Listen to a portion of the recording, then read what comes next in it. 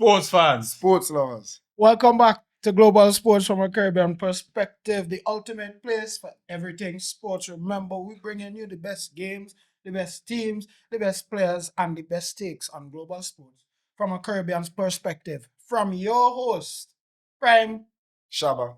Dappy. and we turning passion into purpose. Now we jumping right into today's episode.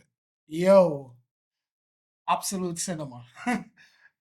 Champions League football ain't nothing like it. Ain't nothing like it. But before we get to that, as usual, this day in history, we taking you to March 19th, 1995. If it is like numbers and them thing, you could play the names. Right.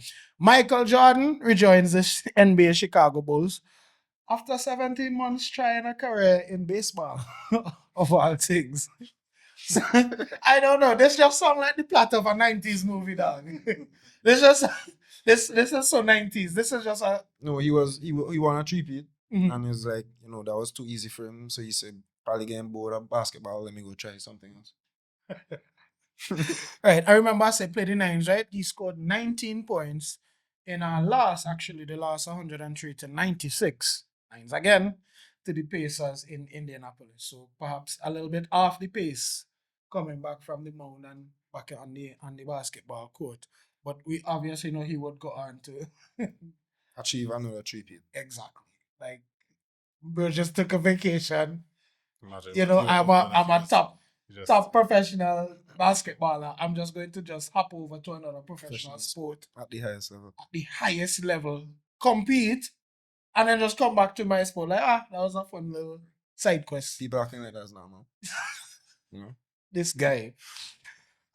Moving on to another another GOAT, I should say.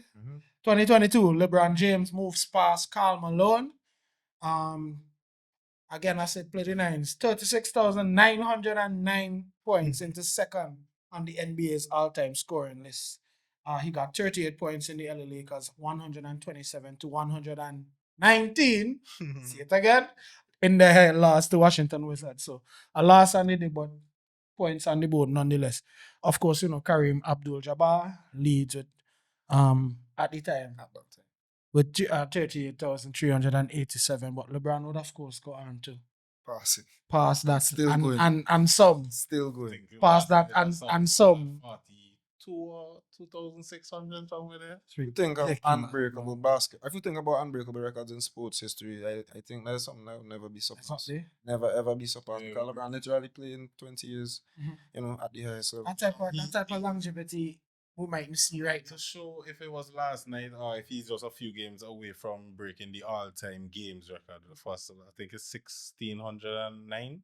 He's gonna retire with probably a lot of the all-time records. Maybe not the assist record because John Stockton has that and he's way ahead. I'm putting a pass on his You body of just John yourself. Stockton. Yeah, what Kendrick say? Man, that was this day in history with some action in basketball there from Jordan, of course, and LeBron James. Right now we're switching gears. Time for football.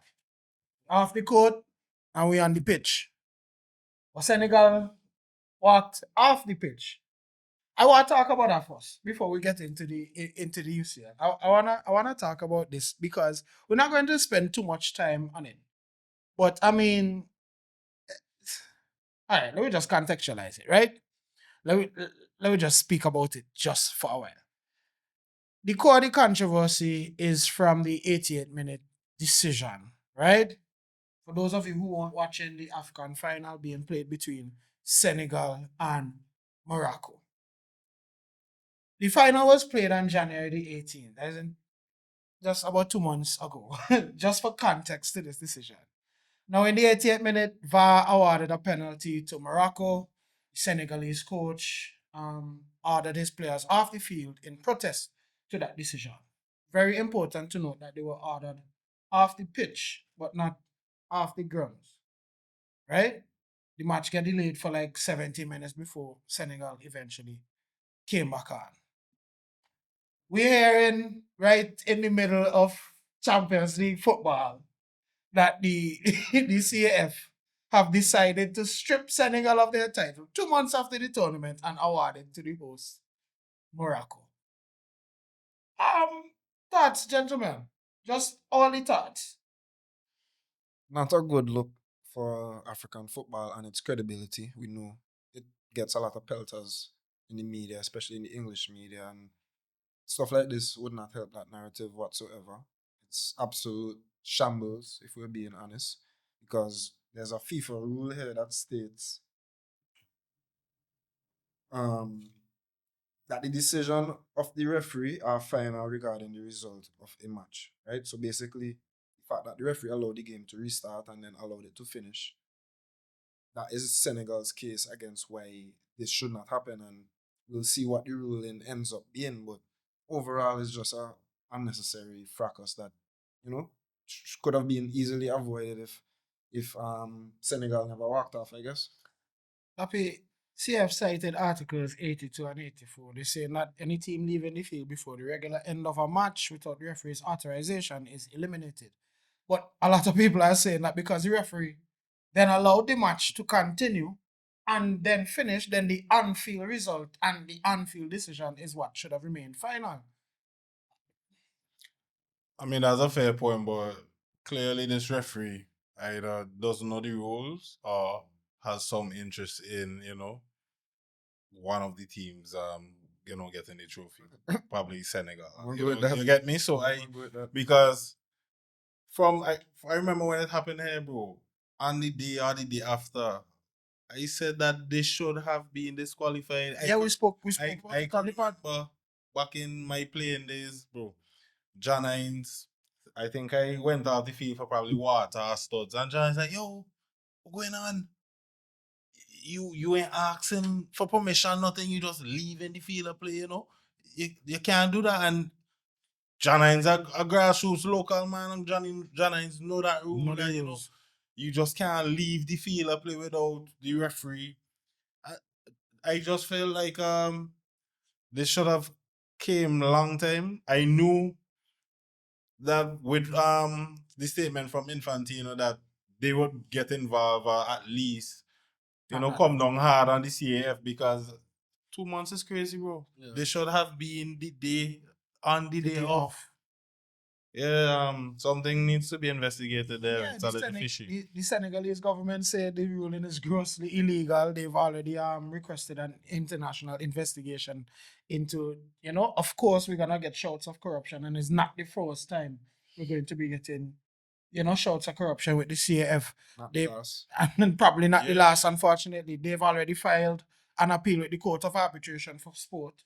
As a Barcelona fan, I'm more familiar with the CAS because we've had to take a few issues to the CAS ourselves. So while Morocco is currently recognized by the CAF, the Central African Football Federation, as the winners of AFCON, the matter is now in the hands of the Court of Arbitration for Sport in Lausanne, Switzerland. I mean, yeah, this theme with either the fans are the not knowing the rules, or the referees not knowing the rules, or the rules are not clear enough, so that we could see where, okay, this is a red card, last man tackle, this is a red card for sure.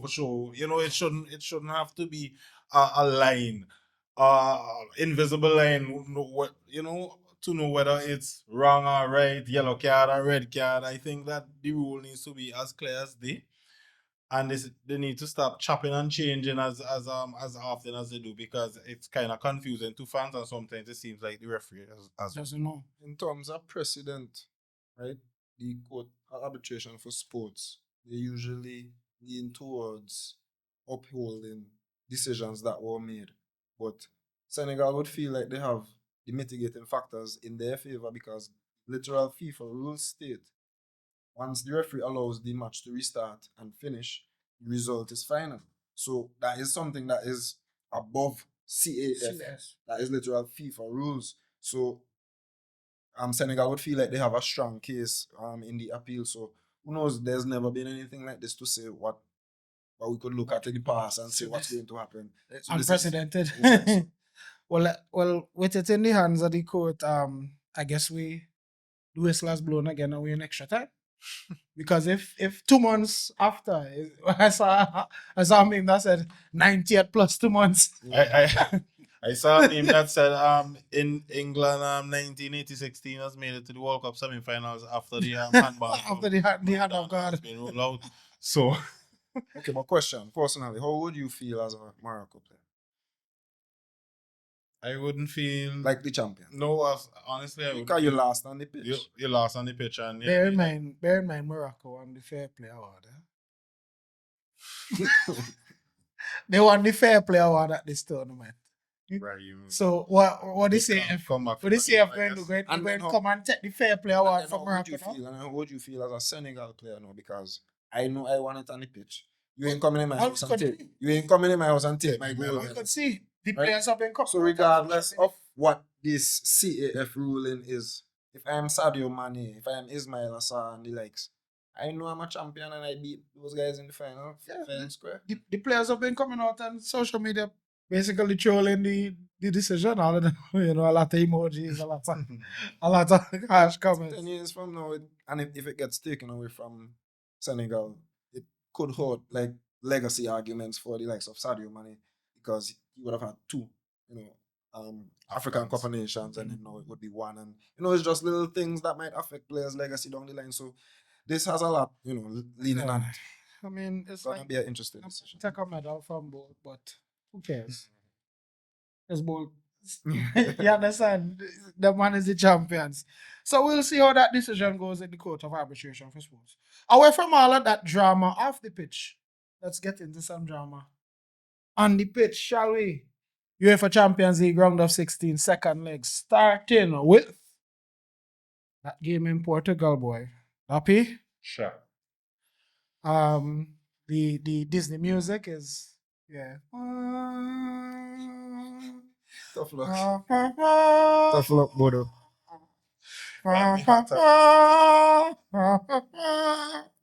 Bodo Glimt, we tip our hat to you. We did say Sporting at home in Lisbon is not an easy place to go. They are a high scoring team, they're a high pressing outfit, and they know that they had a job to do and do it they did. Sporting 5, Bodo Glimt 0.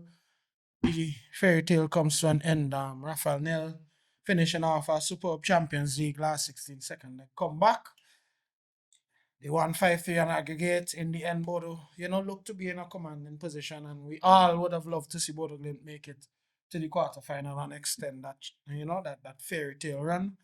But their chances simply were few and far between in Lisbon, and they missed out on the quarterfinals this time around. But we tip our hats to Bodo Glimt here. It's not the first time, however, Sporting have done this, Shabba. Have they? They did this before. Yeah, this is not the first time that they've overturned a 3-goal deficit in European competition, but it is the first time they've done it in the UEFA Champions League. The first time they did it was in the old UEFA Cup. So Sporting have a history of remontadas as well, I guess. But just in terms of the game, It took some doing. It wasn't all at once. It took some doing. The game went to extra time. yeah, but I for the think but it for the was most part, about half an hour played before Mhm. they actually got that goal, but it did look like scoring from. yeah, that's what From that's what I'm trying to say. For the most part, Bodo look really toothless. Is the worst that we've seen them in the last set of Champions League fixtures, and they chose the worst possible moment to bring out that type of performance. Sporting were overwhelming them from the start. It looked like a completely different Sporting to the first leg, and it was actually very, very impressive. Very impressive from Francisco Trincao, especially leading. Inspired Yes, performance. two brilliant assists, and Luis Suarez, who's Hitting the post. leading the line as well. Very impressive striker. So it's something in that sporting water that makes them produce great strikers, I guess. I mean, even from the Amarim days, we could tell that this team had a lot of quality. And I mean, it's almost sad that it feels like this might be the end of them altogether as this current grouping, because we know the likes of the Premier League with all of that spending power is definitely going to come and pick up 1, 2, or 3 of these players. I hope they pick up Trincao, because that would mean a lot of money coming to Barcelona. Little selfish plug there. But, Dappy, my only criticism with Bodo, it seems that they really lean on that home ground type of advantage in these games, and now go into this type of ground and this type of atmosphere, Champions League second leg. Would you say the moment was just a little bit too much for them?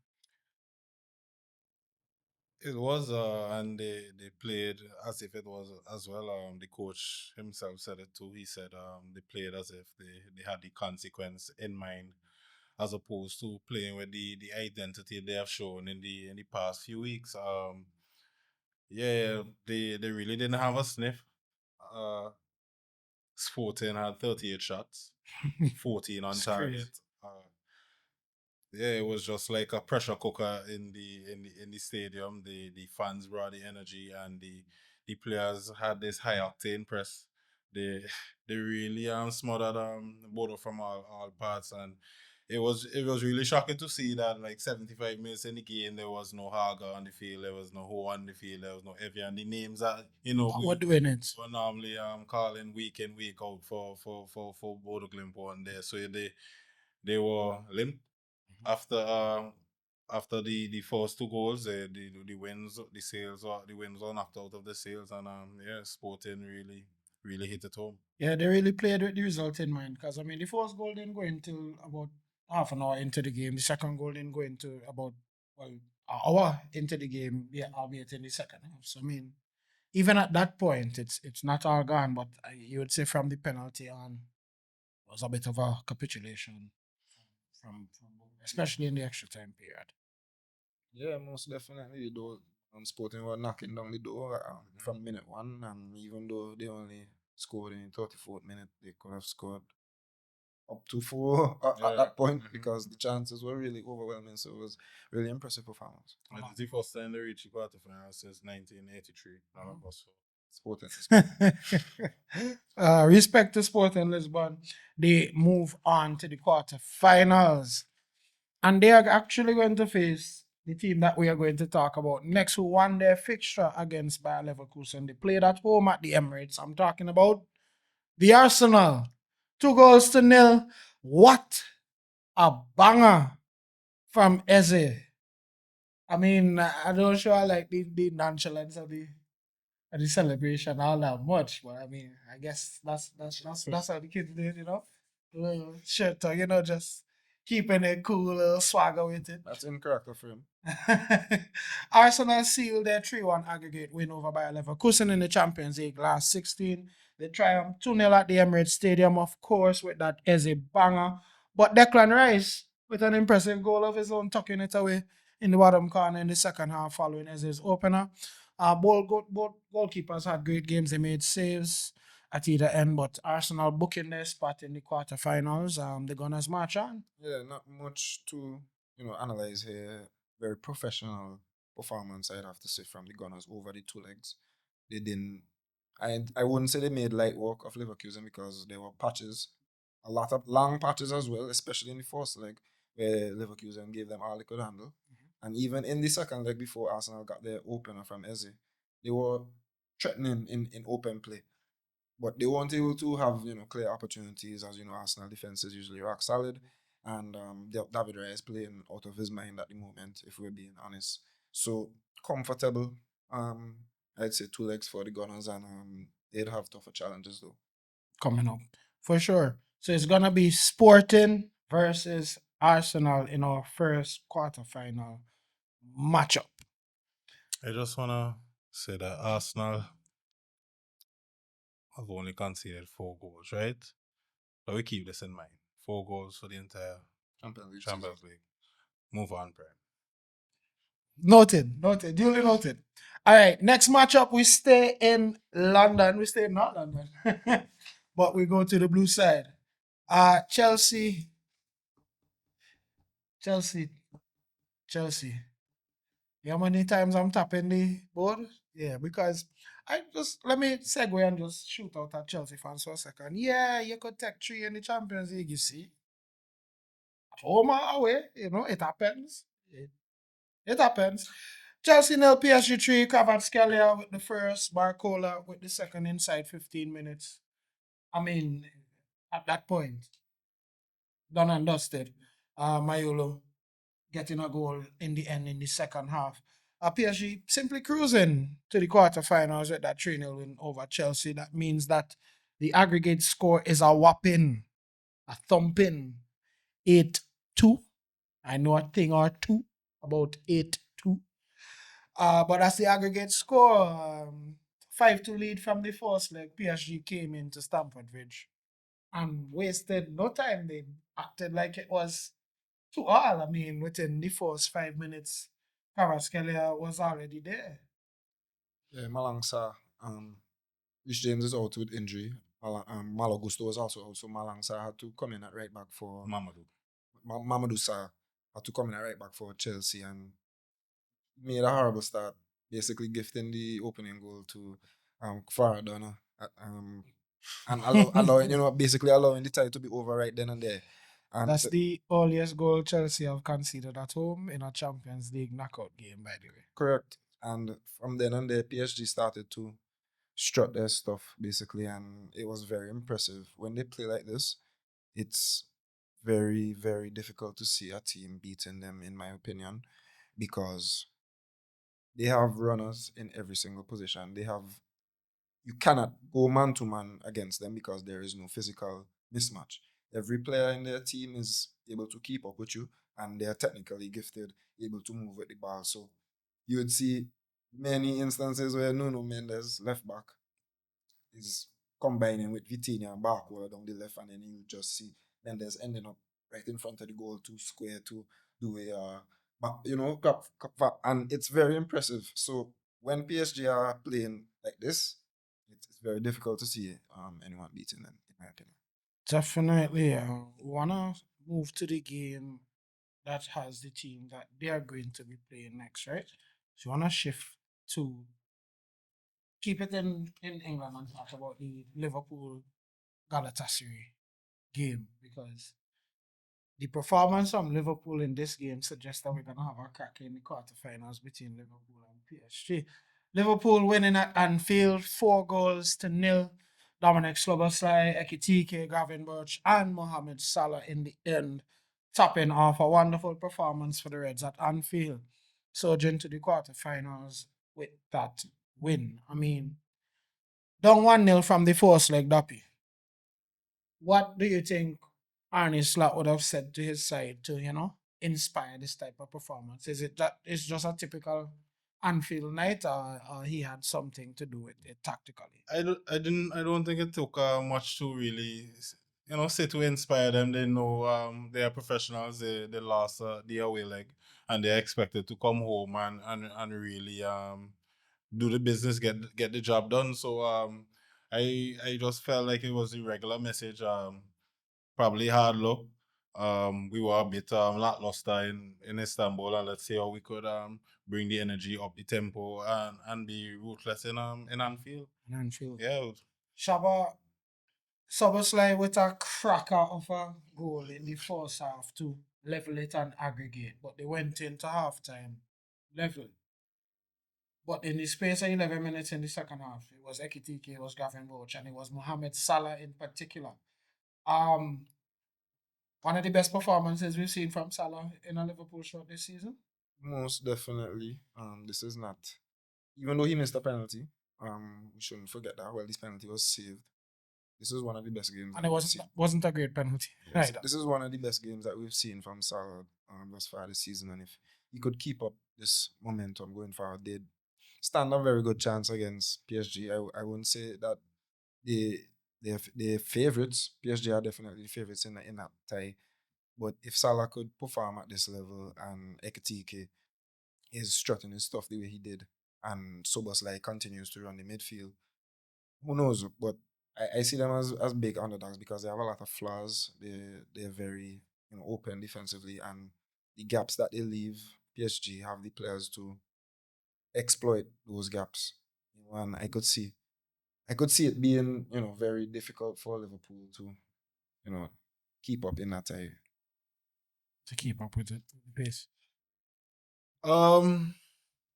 Yeah, well, I could see it going the other way as well. I could see PSG leaving similar gaps and Liverpool exploiting them with the pace that they have with Sabazloy and Salah and Ekitike, who has been very graceful and very elegant when ready.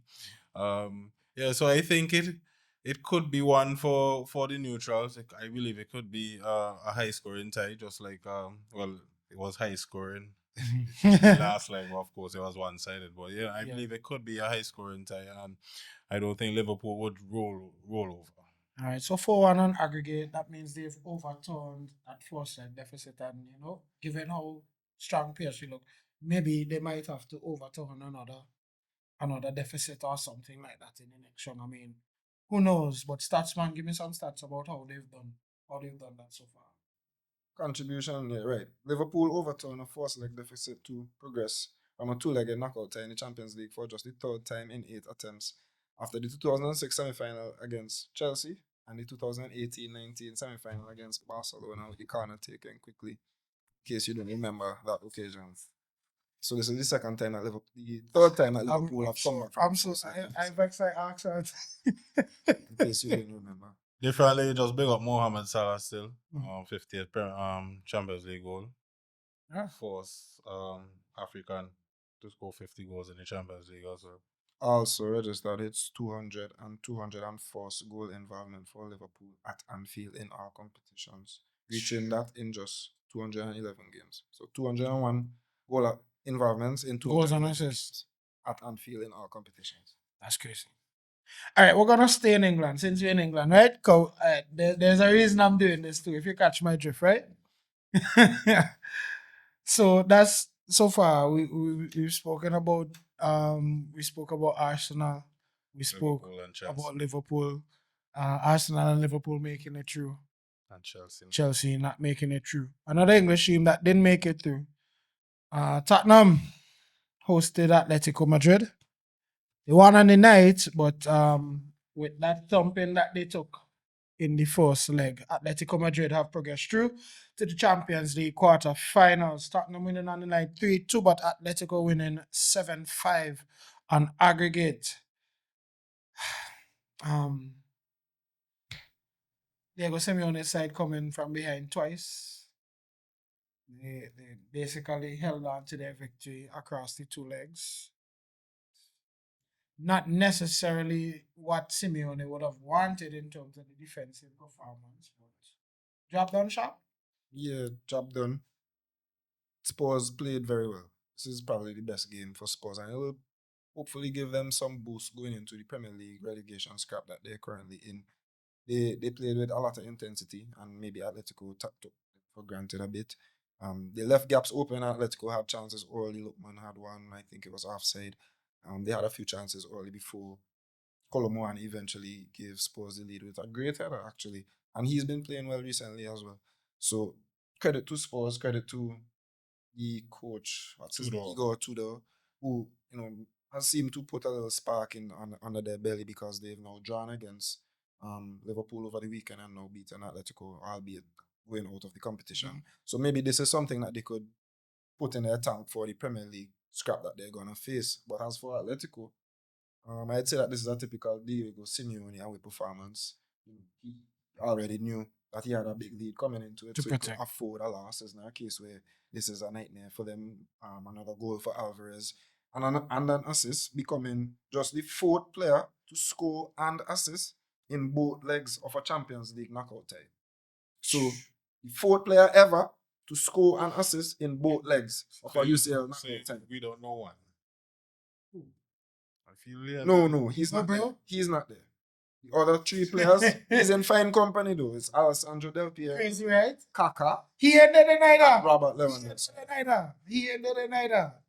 My producer, they behind him, see, he ended the night. Right, so them two man, they ended the crazy. Very right? unique stat, and he's in great company. And this is what we just talk about in terms of, yes, them man have records, but it have other, that's the beauty about football. It have plenty other things too. That's true. Accomplished. Because you thought that Lionel Messi was. I feel that's just simple. When I hear this stat, I think Messi would be in a stat like that. Goal and assist in both legs. Yeah. But when you really check it out, maybe he did that in maybe like a group stage. A group stage. You know, in 2 legs. Of the group home stage. And away in the group stage or something like that. But Messi, now Ronaldo, not being there is crazy. But I mean, in terms of iconic knockout stage performance. Same thing we talked about the other day with Big Ben. I mean, them guys up there.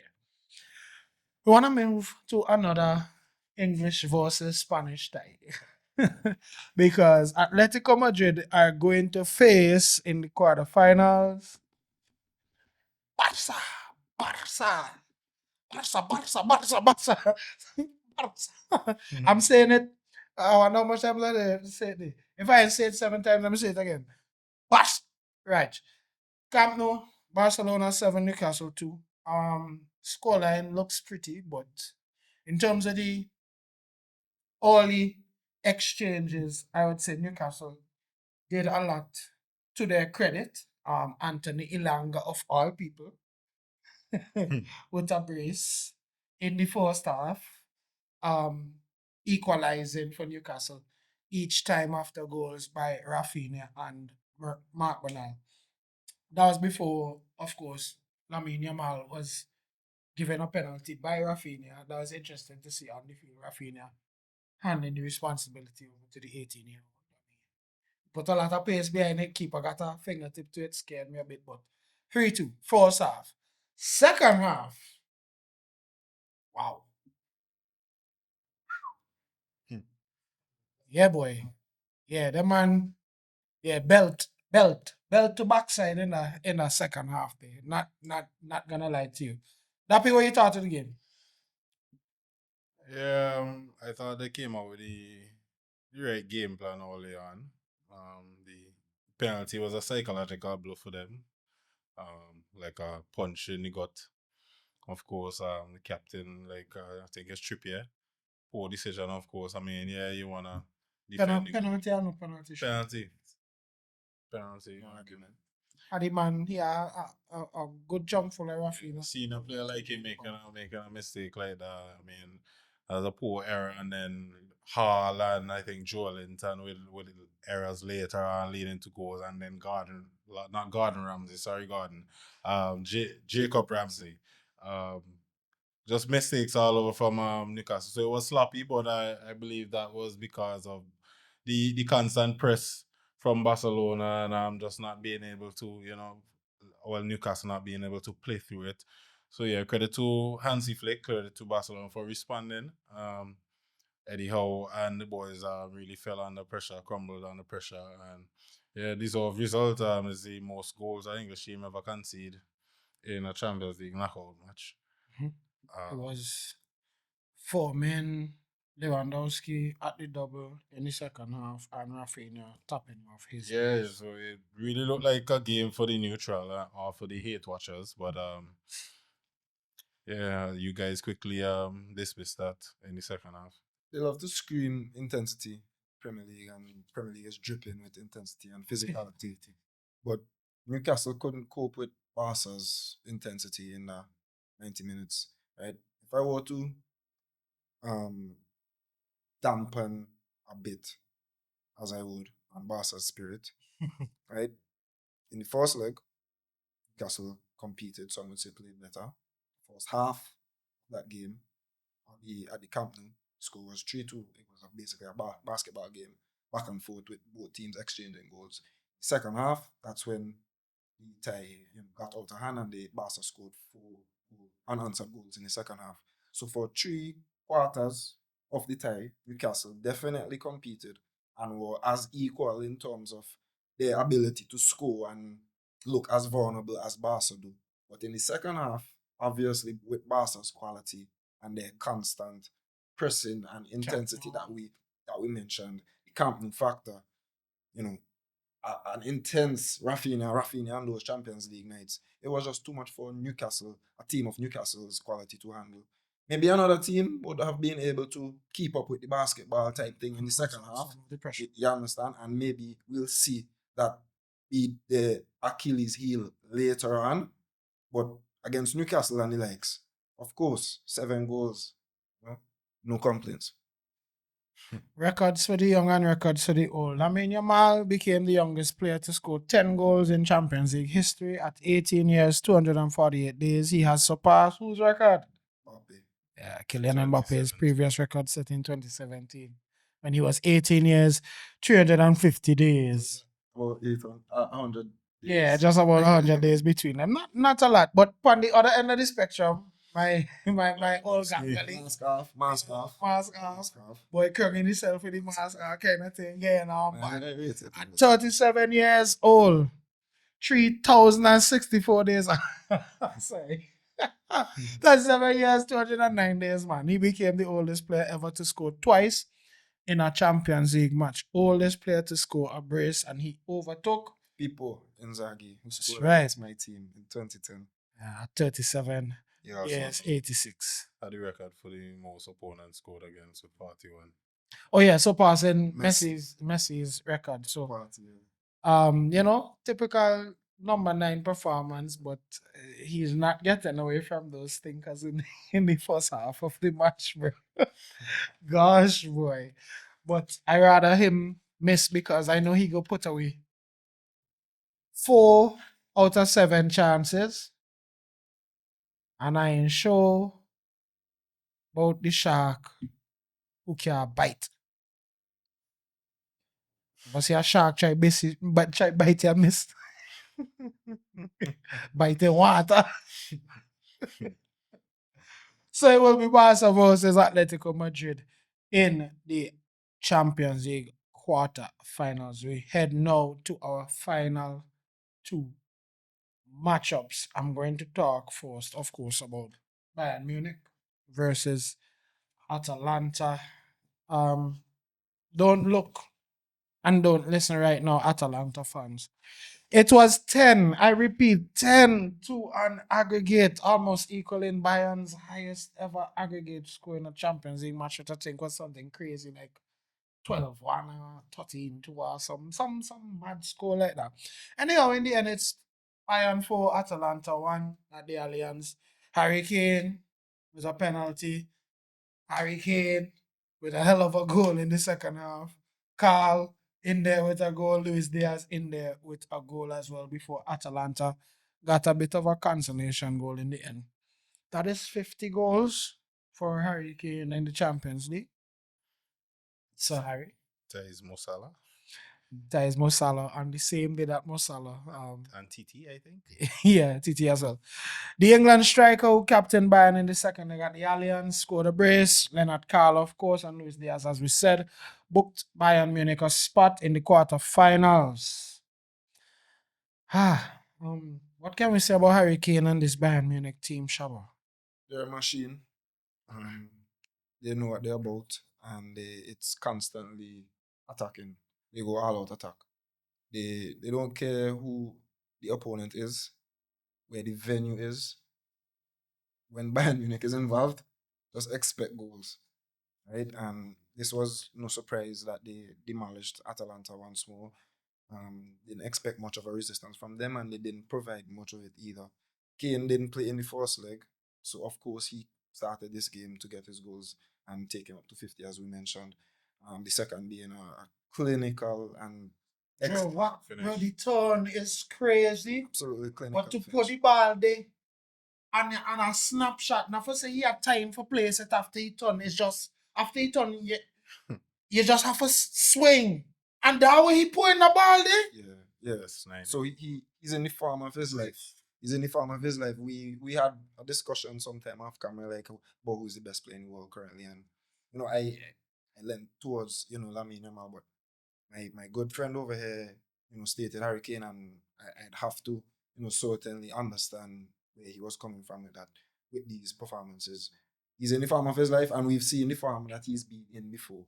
So to say that Harry Kane is in the form of his life is actually And crazy. the context to the form of his life is that 50 goals in the Champions League now is in 66 games. Only Erling Haaland and Robert and Ruud van Nistelrooy reached that milestone quicker. Gunman Road. So you see, and that's what I tell people about Harry spending so long at Spurs, isn't it? Like tell Baswick, so Tell this whole loyalty gimmick they've been trying to have the man running. I don't understand. Let the man go out there and eat food. No, this is an all-time. Let this man here while he been in Spurs. let him cook. This is an all-timer. This man at Spurs. All is selfish and unjust and wicked. Let the man go in a Ballon d'Or. What the hell I see in here? You literally hold the man back. We could have had Harry Kane, don't reach. But we know where's the final destination for players. Come on. Yeah, bro. Them One or two places. I just wish he did make that move there. Soon. Because I feel like this would have been happening regardless. And Bayern is the perfect place for you to go and do something like this, where it's not like the complete total pressure of a Real Madrid or Barcelona, or like the the traitor accusations you would get if you go to a Manchester City in the Premier League, or like just the off-putting nature of what him and PSG would look like. I mean, we already say Bundesliga tax, League One tax is higher. But Jesus, why we couldn't get this long time? Yeah. I just want to say big up Vincent Company. 100%. Um, he deserves all the praise really and truly, because we often talk about the tactics of the modern day football and how robotic it is and sometimes boring. But what he has given us is very exciting, flamboyant, electric football that will get you off your seats, and it will be interesting to see how long he spends at Bayern, because of course, there isn't the greatest of competition in the Bundesliga for him to, for us to really judge him off of the league performances. And if they do go on to win the Champions League, then there is something. But it would be interesting to see how he would, fit in a team in England with the same type of quality, and how he would really do. True. And Bayern's opponent in the Champions League quarterfinals are going to be the winningest team in the competition, Real Madrid, after their 2-1 victory over Manchester City in Manchester. Vinicius Jr. with that early penalty. We know they had that red card situation. Bernardo Silva, Vinny also at the double in the end, after having one disallowed and had already celebrated, but got the chance to celebrate in the end. All in all, and on the score sheet for Manchester City to make sure that they got something on the aggregate scorecard. But yes, 5-1. A little bit too little, too late. Real Madrid have booked their spot in yet another quarterfinals. Shaba, I know you want to wax lyrical about this performance, so I'm gonna let you take it away. Yeah, another team performance. This is what we've been asking for. Players putting in effort and showing fight for the badge and playing like Real Madrid players in the Champions League. When Madrid wins in this competition against other big European opponents, it's extremely satisfying. I'm not going to lie to you.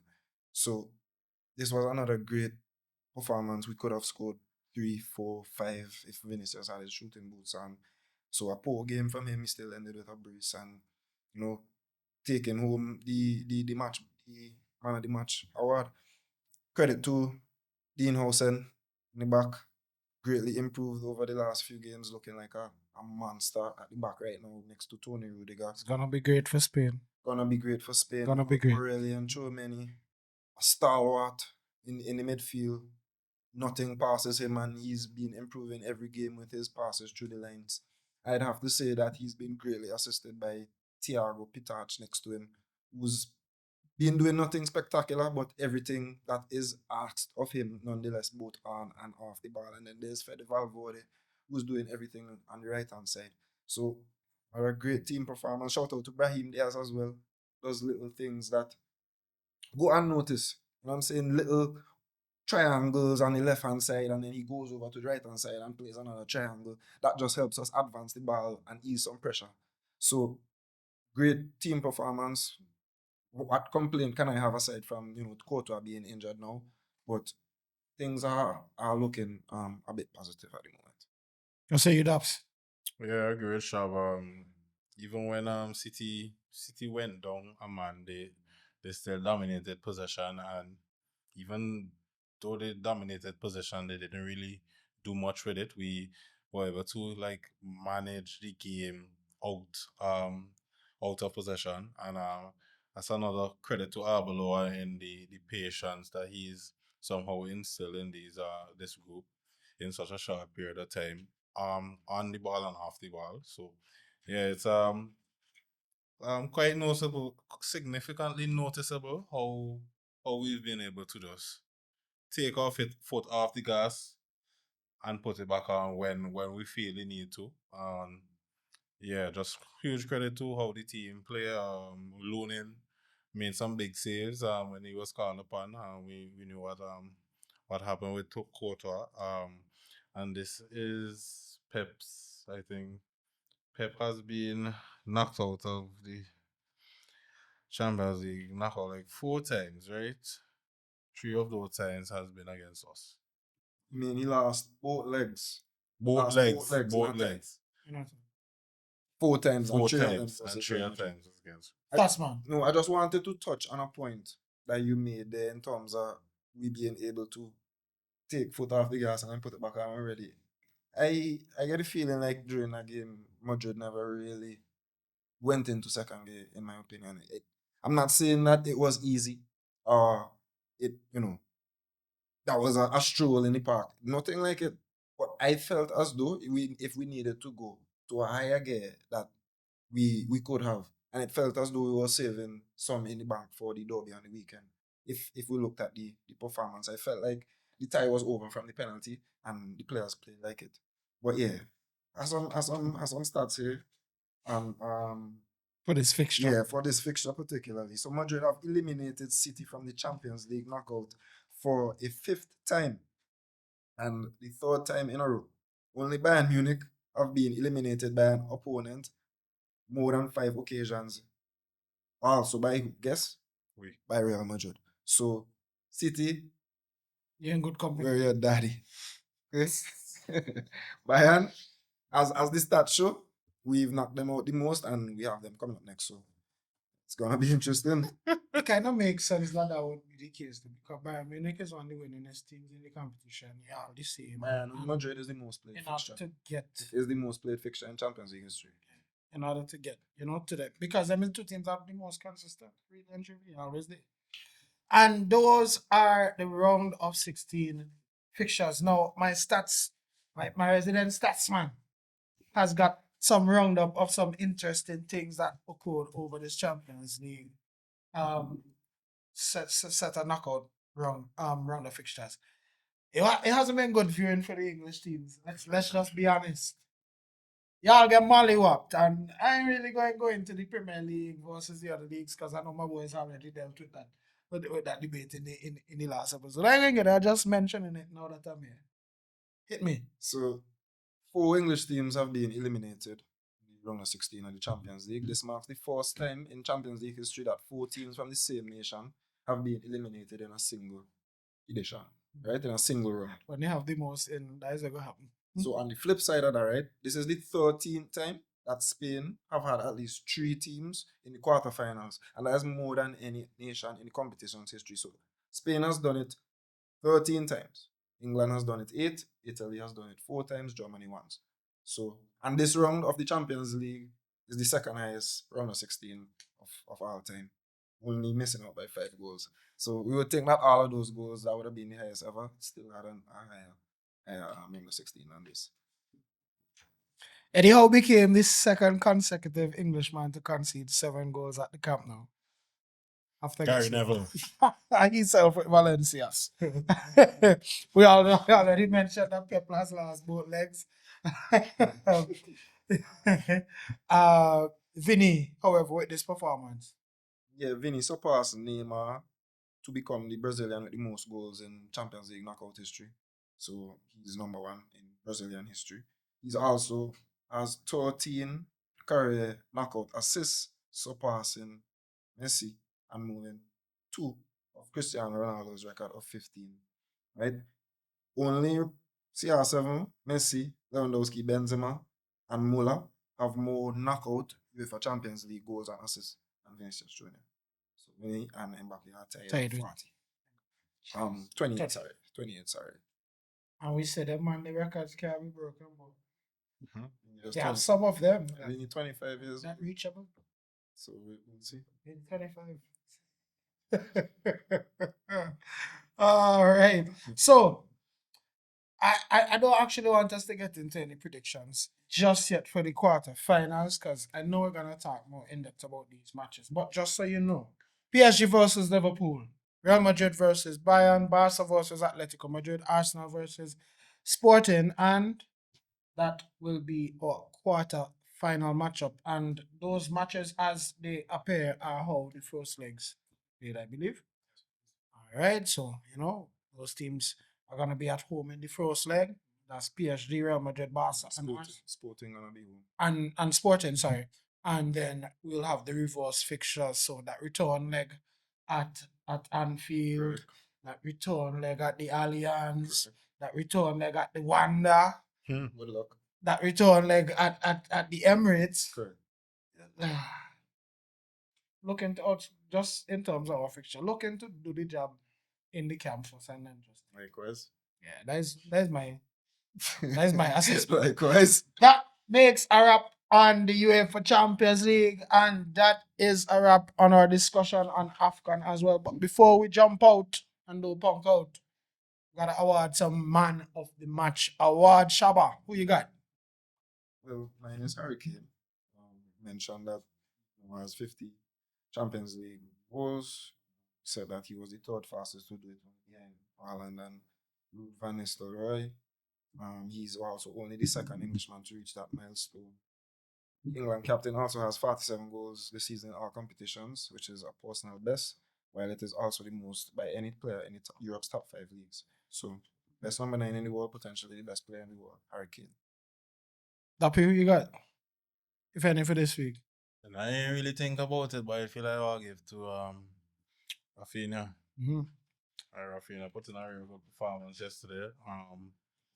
Impressive. Got Two two goals, assists. two assists. So yeah, I think that's worthy of man of the match shout for me this week. Not necessarily a man of the match, but I'll give my shout to Trinko. Came to Barcelona, didn't necessarily walk out, went back to Portugal, back in Sporting, and it seems that he's found his feet again. He's expressing himself again. And he really put in, that good of a performance. I mean, it's one of those where you don't score, so maybe your name doesn't get on it, but 2 great assists in the game. Hit the post, like I mentioned earlier, and just selfishly, if any clubs are looking at Sporting and their wonderful Champions League run in the quarterfinals for the first time since the 80s, and you're looking to buy an attacker, yeah, spend some money on Trinko. So some money can come to this Spotify camp. I'm desperate, but we need it. John Laporta, now in the elections again, we gotta start putting some funds together. This is serious part of the second term. That's how I was meeting. It's when you had already. Make good on those promises, Laporta. We want Haaland. All right.